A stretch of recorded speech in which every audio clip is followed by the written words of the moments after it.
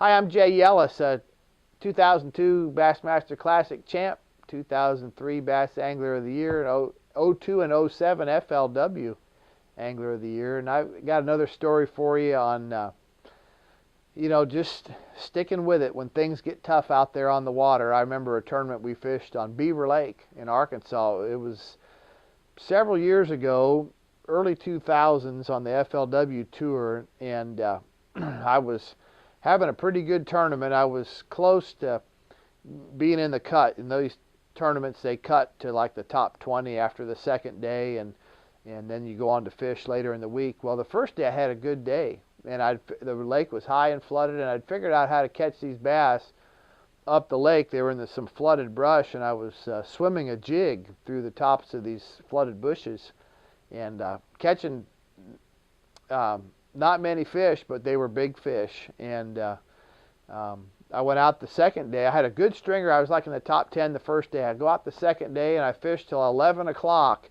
and I didn't have a single bite. Not a single bite. And so, then the big mental battle starts taking place about, should I leave this spot and run down by the dam where I know I could catch a small limit of spotted bats? And if I do that, I could come out of this deal and make a check, Or should I stay here and fish for these bigger fish, not knowing if they'll show up or not? If they don't show up, I won't make the cut. I won't get a check. I'll go home empty-handed. But if they do show up, I could I could do really well. And I just had my poker face on that day, I guess. I just stuck with that spot. I kept waiting for those fish. They finally started biting around noon. The water started warming up, and I guess that's what triggered them to start biting. And I ended up, in the last 2 hours of the day, I ended up catching a big stringer, about a 14-pound bag. So, I mean, I had my first bite at like 11:30, and then my next one at 1. And I just stood with it, and between 1 and 3, I ended up catching 5 big ones. Only had 5 bites all day.